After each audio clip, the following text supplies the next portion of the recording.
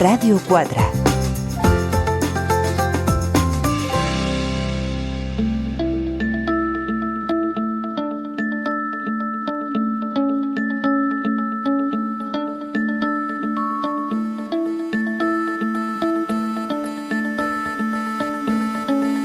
Lletra lligada, amb Maricruz Hernández.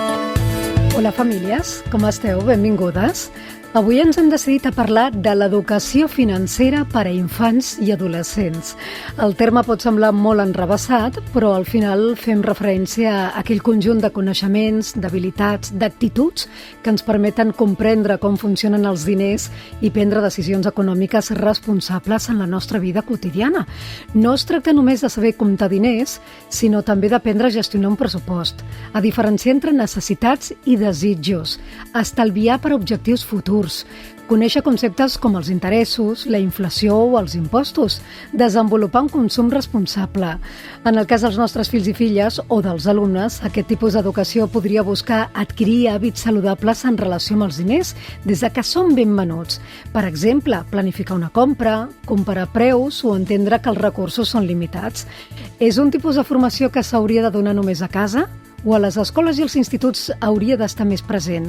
No sé si els mestres i els professors estan suficientment preparats per ensenyar competències financeres. Els pertoca fer-ho? Hi ha material i activitats per a cada edat? Ho descobrim ara mateix amb els nostres convidats, sociòlegs, educadors, famílies, orientadors, professores d'economia i persones que imparteixen tallers tant pels alumnes dels centres escolars com pel seu personal docent relacionat amb l'economia. Volem entendre com podem ajudar les noves generacions a prendre decisions econòmiques més conscients, responsables i informades. Comença Lletra lligada.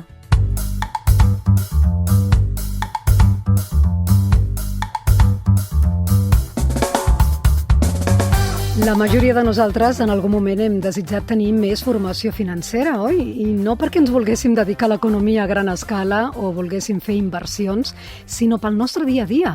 L'educació en economia, l'educació financera en els diners ens ajuda a entendre el món en el que vivim. Per tant, no és descabellat pensar que potser aquesta educació l'hauríem de donar als petits, no? Des que som ben petitons ens agradaria haver-la rebut nosaltres. Però els hi donem ara? A casa aprofitem les oportunitats de la vida quotidiana per explicar als fills i a les filles com es mou econòmicament el món? Donar una paga pot ser una bona forma de fer-ho? Això és el que pensen alguns dels pares i mares que ha entrevistat el nostre estudiant Miguel Ángel Muñoz. Sí que he donat paga als meus fills. Sí, yo a mi hijo sí que le doy paga. A casa no hem fet servir el sistema de paga. Doncs sí, farà cosa d'un parell d'anys, ara el meu fill és adolescent i me l'ha exigit de que ell volia certes coses i que per tenir-ho necessitava una paga d'aquest tipus i llavors pues, li faig un bizum y si se'm pasa o no me'n recordo, ella s'encarrega de dir, papá. El rango que le pongo yo a mi hijo son 5 euros todos los domingos para sus chuches y cosas cuando sale con los amigos. Yo sí que estoy a favor de que se den pagas, porque es una manera también de que los niños se vayan haciendo a la responsabilidad del dinero y si necesita algo aparte siempre se lo compro yo. Doncs no estic a favor de la paga lliure o setmanal. Crec que si reben diners sense motiu és per la noció de l'esforç que han de fer i penso que no s'arriba a apreciar el valor real de les coses. Sí que estic d'acord en donar-se els diners perquè així ells aprenen a administrar-lo. Yo creo que se debe dar continuo y a mayores. Si aprueban algunos exámenes, unas veces dinero, otras veces entrada al cine, sí que hay que incentivarlo. No estic d'acord en donar-li els diners quan aprovin, ja que la seva obligació és aprovar i estudiar. A favor i en contra, és a dir, tenim opinions de mares i pares de famílies que pensen qüestions diferents relacionades amb aquesta mateixa pregunta. Els hem de donar, entre cometes, aquest petit sou a les nostres criatures. Alba Castellví, bona tarda, benvinguda. Hola, bona tarda. L'Alba Castellví és sociòloga i orientadora familiar. Tu què diries? Series al bàndol del sí o del no? Té avantatges i inconvenients. Jo penso que una petita assignació d'una quantitat més aviat simbòlica sí que la poden tenir a partir d'una determinada edat, posem per cas 8 anys, no? Amb la finalitat que es puguin aprendre a administrar els seus primers diners per obtenir coses de caprici, com aquell que diu la joguina de moda, que en aquell moment tothom té, doncs que se la puguin comprar amb els seus estalvis o els cromos de la col·lecció, aquesta mena de coses. Va bé perquè així aprenen que quan algú estalvia, quan vol alguna cosa, la pot materialitzar. Això sí, d'exigir, res d'exigir. He sentit un pare que deia que li exigeixen i els diners... Papa, que t'has oblidat de fer-me el viso, mare, molt moderna això, eh? Exacte, això no és exigible per res i tampoc han de ser diners a canvi de complir determinades obligacions que, en tant que obligacions, no s'han de pagar, no és un sou, sinó que és una aportació que la família fa perquè la criatura s'administri en aquelles coses que no són estrictament necessàries però que ja està bé que tingui sempre i quan hagi hagut d'estalviar prèviament per obtenir-les. Per tant, això, com deien alguns dels encastats, de pagar per tasques domèstiques o donar-los aquest petit sou com a premi per haver obtingut, per exemple, ara que estem al mes de juny, unes bones notes? En cap cas les bones notes han de ser remunerades. Efectivament, treure les millors notes possibles és la seva obligació i contribuir a fer determinades coses a casa també. Per tant, no s'han de pagar les tasques, però sí que és cert que si es dona sistemàticament una paga i no es fa res, aquella setmana que no s'han complert les obligacions no s'ha de donar. Òbviament, qui no contribueix tampoc obté res a canvi, això és una cosa que també s'ha d'aprendre. És a dir, no estem pagant per les tasques, però sí que estem retirant la paga si les obligacions no es compleixen. Espero que s'entengui el matís. Sí, no, i és important el que dius, i tu que portes tants anys a més col·laborant i acompanyant amb moltes famílies, i per tant també aquests fills i filles, sempre des d'aquesta perspectiva teva, no? Que és el de que hi hagi una bona convivència a casa. Hi haurà ara famílies que em preguntin bé, que ens digui l'Alba, a veure com podem ensenyar que col·laborar a casa forma part de la convivència familiar i que aquesta no és una tasca que ha de fer només la mare, el pare o els progenitors, no? Doncs mira, una manera d'ensenyar-ho és prendre's la molèstia als pares de fer una llista de coses de les que s'han de fer a casa perquè les coses rutllin, des d'escombrar fins a fer el menjar, passant per pagar les assegurances puntualment, no? Una llista a la mar de llarga. Com més llarga surti la llista, més conscients seran els fills que hi ha moltes coses que els seus pares fan perquè la família funcioni més enllà de treballar. Llavors, un cop aquesta llista està feta, es posa sobre la taula, ens reunim i diem, de totes aquestes feines que s'han de fer, que són una trentena, per exemple, anem a veure qui pot fer cadascuna. Perquè, clar, hi ha coses que els nens no les poden fer perquè encara són petits, però altres sí. Per exemple, poden desparar taula i posar el rentaplats, posem per cas. Poden estendre la roba, fins i tot. Pot ser una de les tasques que tinguin atribuïdes, que moltes vegades no se'ns acudeix, però és així, no? Hi ha famílies on els nanos ho fan tranquil·lament. I aleshores se n'adonen que hi ha moltes coses que s'han de fer entre tots i que, per tant, si els pares ho fan i no cobren per això, tampoc ells haurien de cobrar per fer-ho. Es tracta d'il·lustrar en allò que fem els grans, també, perquè moltes vegades no en són conscients de la quantitat de coses que cal fer en una casa. Ja, això és veritat i els hem d'anar recordant perquè sovint el que ens passa és que anem protestant, no? Els pares, les mares anem protestant de tot allò que no fan, però de vegades ho fem nosaltres perquè pensem que ho farem millor o més ràpid o per evitar aquest conflicte amb ells. I efectivament, ho farem millor, ho farem més ràpid i no tindrem conflicte, perquè el conflicte, tal com molt bé dius, ve quan ells no tenen ganes de fer alguna cosa i nosaltres els hi fem fer. Però bé, el conflicte es dona al principi, fins que no s'estableix l'hàbit. Quan es crea un hàbit, el conflicte s'acaba. Vol dir que ho haurem de lluitar al començament, amb consistència. Després ja no caldrà. I és molt important, perquè si no, arriba l'adolescència i diem aquella clàssica frase de jo no sóc la teva minyona. Exacte. Quan a efectes pràctics sí que ho som. Sí que ho som perquè fem tot allò que una minyona faria per ells, no? Perquè això no arribi, és bo que des de les primeres edats ells facin allò que siguin capaços de fer per si mateixos per contribuir al que és comú. Això és interessant, que ho anem arrelant com un costum a la família. I si no, no és mai tard, sempre hi som a temps de canviar allò que fins ara ha funcionat d'una determinada manera o no ha funcionat en absolut. Sempre podem dir a partir d'ara les coses han de canviar per aquest motiu i per aquest altre i són molt capaços d'entendre-ho, però esclar, al principi ens haurem d'esforçar perquè persisteixin. De seguida conversarem i saludarem amb unes convidades que tenen a veure precisament amb el món econòmic, amb el món de l'empresa, perquè tots aquests termes que al final utilitzàvem, això de la casa, com funciona la casa, al final també té a veure, és una mena de mirall de com funciona el món, no? Tu parlaves gairebé de sostenibilitat, la convivència, els intercanvis, les tasques que s'han de fer, i els hem preguntat a les famílies què en pensen de l'educació financera, si creuen que les escoles, per exemple, i els instituts l'haurien d'impartir.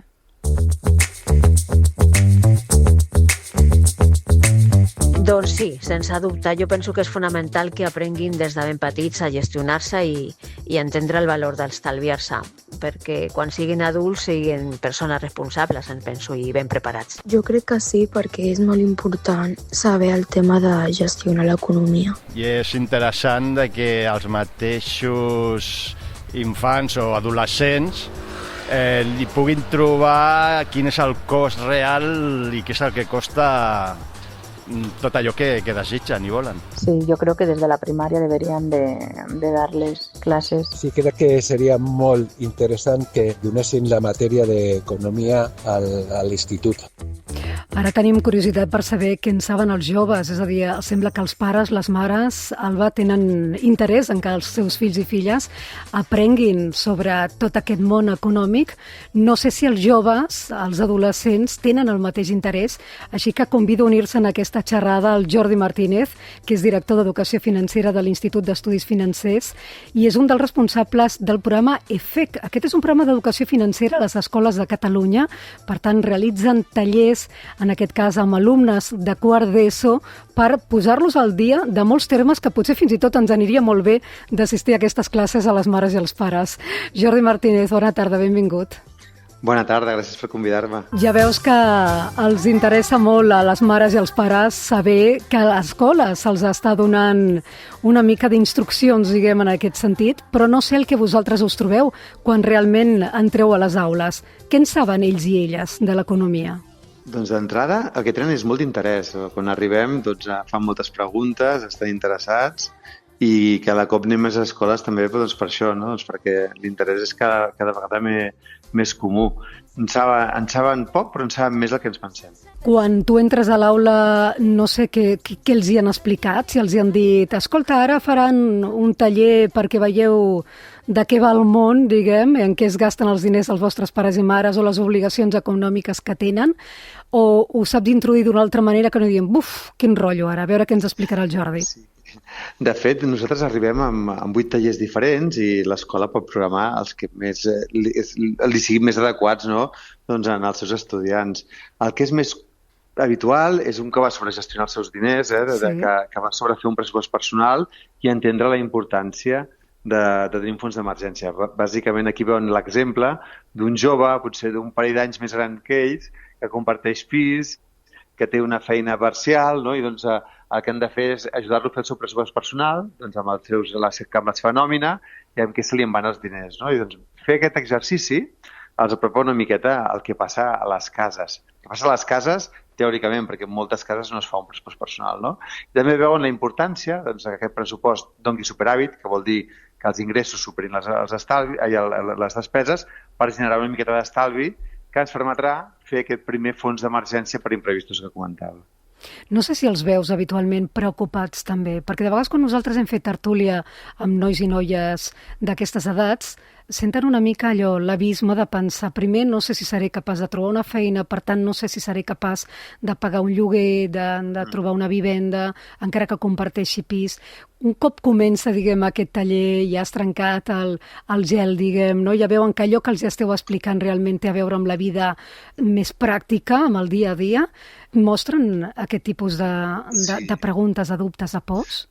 Sí, a mi el que m'arriba, és la meva opinió personal, però el que m'arriba és que no els preocupa trobar una feina, els preocupa poder afrontar el lloguer o simplement tenir un habitatge, no? Hi ha un dels tallers que es diu planificar, sobre planificació financera, que la idea és que els fem escollir entre llogar o comprar, no? I doncs veuen les avantatges i les desavantatges d'una cosa i l'altra, però clar, quan ho planteges, moltes vegades diuen, ostres, sí, però a la meva ciutat, sobretot si són de Barcelona, doncs Això és molt difícil, no? Perquè trobar un habitatge.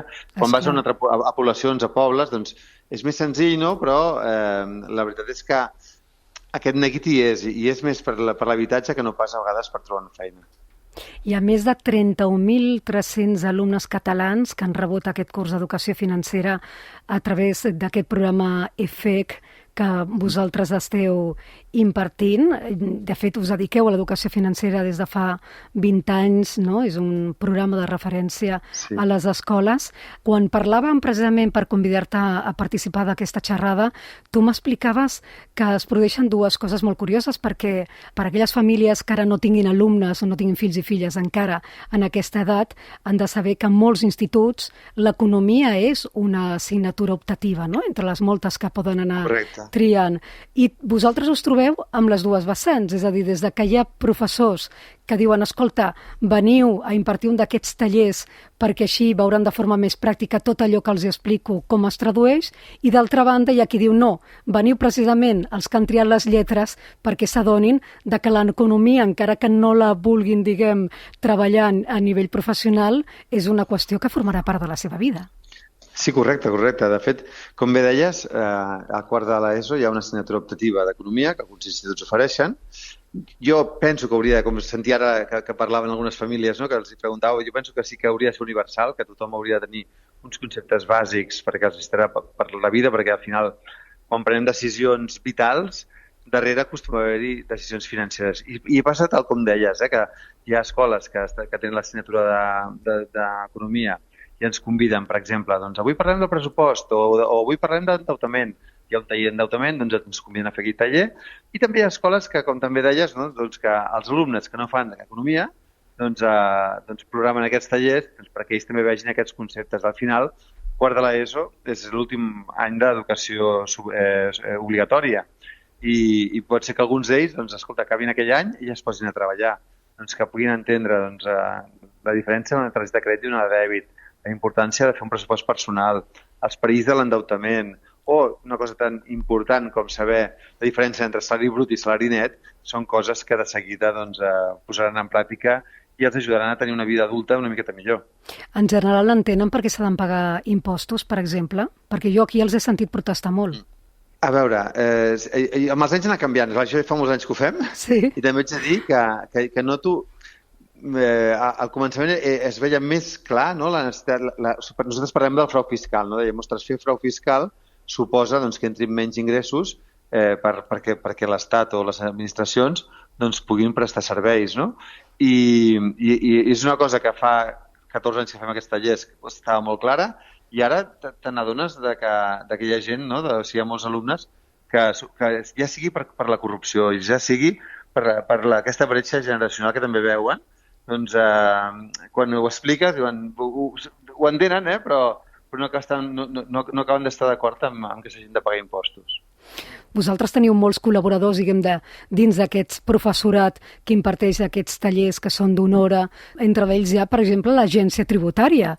És a dir, que de vegades podem pensar que són conceptes molt allunyats d'aquestes edats i, en canvi, és allò de quan abans coneguis la terminologia, el que tu deies dels conceptes, molt millor. Sí. Com bé deies, les persones que imparteixen els tallers poden ser els propis professors dels centres, que són una minoria, però després poden ser també persones que treballen en entitats financeres, funcionaris de l'Agència Tributària de Catalunya, col·legiats del Col·legi d'Economistes, d'actuaris, d'assessors jurats de comptes. Al final, qualsevol persona que tingui uns coneixements financers pot aportar aquest coneixement als alumnes. I com bé deies, sí, quan abans comencem millor. Us estava sentint abans de començar que parlàveu del setmanada, i jo crec que és molt interessant el que dèieu i és molt important, per mi des que poden fer una mica de càlculs aritmètics, o sigui, des que tenen 6, 7, 8 anys, ja és important introduir aquesta paga i començar a parlar de diners a casa perquè entenguin que al final és una cosa que és un mitjà que els ajudarà a el que deia abans, quan tinguin objectius vitals i hagin de prendre decisions financeres, que aquestes els acostin als seus objectius vitals i no els allunyin. El Jordi Martínez és director d'Educació Financera de l'Institut d'Estudis Financers i un dels responsables d'aquest programa EFEC. Jordi, moltes gràcies per donar-nos una miqueta de classe també als grans. Gràcies a vosaltres. A reveure. El 0 és rodonet, és com un cigronet, i l'1 és tan primet que sembla un fideuet. El 2 sap nedar, és com un ànec, quac, quac, i el 3, botifarra de pagès. De vegades li hem de posar una mica d'ironia i d'humor també en aquestes qüestions que ens sonen sempre molt més farragoses als adults, als pares i a les mares fins i tot. No ens aniria malament saber una miqueta d'això, de com van els tributs, no? I tots aquests conceptes que ens els acostessin. Alba, vull preguntar-te una qüestió que no hem tractat quan dèiem, doncs potser sí que va bé introduir la setmanada, donar aquesta paga, aquest petit sou als infants perquè comencin, com deia el Jordi Martínez, a entendre, no?, què és això de la gestió dels diners. Però, esclar, pot ser també una eina de desigualtat, perquè, esclar, potser no totes les famílies poden donar una paga, una mensualitat, una setmanada als seus infants. És possible que no totes puguin. En tot cas, estem parlant de quantitats molt petites, que s'entengui bé que estem parlant de quan tenen 8, 9, 10 anys, d'una quantitat quasi simbòlica, de 2 o 3 euros a la setmana, que podrien passar a ser 5 o 6 quan tenen entre 10 i 12 anys. Després es pot incrementar una mica, però si es donen més diners, aquests diners han de servir per pagar coses com ara, si volen anar a sopar amb els amics els divendres, han d'estalviar per poder tenir diners d'aquests que han anat obtenint per aquest sistema. És veritat que hi pot haver desigualtat, però la desigualtat també existeix a la societat. També la seva família pot tenir accés a coses que d'altres famílies no. En tot cas, és important que se'ls expliqui que els diners costen molt de guanyar. És a dir, que no perquè ells els obtinguin a canvi d'haver contribuït en molt poca cosa, això són diners que han caigut del cel. Cal dir que ha implicat que el pare o la mare ha hagut de treballar una determinada quantitat de temps. És a dir, pensa que per poder-te donar aquests diners jo he hagut de llevar-me més d'hora que no pas si no te'ls donés. És a dir, jo he fet un esforç per obtenir això. Aquest és el missatge que cal que els arribi perquè aprenguin a fer-ne un bon ús. És a dir, a destinar-los a coses interessants i a no malgastar-los. Que vegin que surten de l'esforç que ha hagut de fer algú altre. Relacionat amb això, Alba, se m'acudeix també pensar que potser ara, amb tot el sistema que tenim ara, és a dir, que cada cop els bitllets, les monedes, els nanos joves, pràcticament ni els veuen, no? Ens hem acostumat tots a pagar amb targeta quan paguem amb targeta, perquè més aviat és amb el mòbil, amb el rellotge o amb l'anell. Per exemple, el fet de tenir segons quins serveis, com ara l'Spotify, o segons quines plataformes de pagament, de pel·lícules, de futbol, tu les tens allà, són uns serveis pels quals els teus pares paguen, però potser no ets conscient d'aquesta retribució, perquè, entre altres coses, tu no veus... Jo recordo els meus pares que veia aquest sobre amb diners que la meva mare tenia i a final de mes anava dient mira, espera't que torni a cobrar el pare perquè encara em falten una miqueta de diners i sortirem a comprar aquell jersei. Ara tu no n'ets conscient perquè tot està guardat en aquella targeta. I això que estàs dient és molt més important del que sembla, perquè hi ha infants que no han vist mai diners en efectiu. Veuen que els seus pares utilitzen una cosa a canvi de la qual obtenen allò que a la botiga compren. Esclar. Però aquesta cosa, que efectivament conté els diners, és tan intangible que no entenen en què consisteix una transacció econòmica. És a dir, que hi ha unes quantitats de diners que valen les coses i que un es va quedant sense a mesura que se'ls gasta. Doncs per això és tan important que quan són petits treballem amb coses concretes com diners en efectiu. Els diners que ells han de rebre han de ser sempre en efectiu i els han de posar en un lloc físic com és una guardiola o una capseta. I d'allà van sortint aquells diners que van disminuint a mesura que fan despeses. Només així poden entendre que dins la targeta de plàstic dels seus pares també hi ha una quantitat de diners que estan en algun lloc i que també allà van disminuint. És sumament important i moltes vegades no hi caiem, que no són conscients ni que els diners existeixin. Com t'agraeixo, Alba, que avui ens hagis pogut acompanyar per fer-nos aquestes reflexions i portar-nos aquesta part més pràctica a casa a les famílies, que ens ajuden més, que a vegades no sabem com fer les coses. Ja sabeu que l'Alba Castellví és sociòloga i orientadora de famílies, porta molts anys treballant en l'educació i acompanyant infants a través precisament d'aquest contacte amb els seus progenitors. Alba, gràcies, a reveure. Moltes gràcies per fer programes tan interessants per les famílies com continuareu ara la conversa. Moltes gràcies.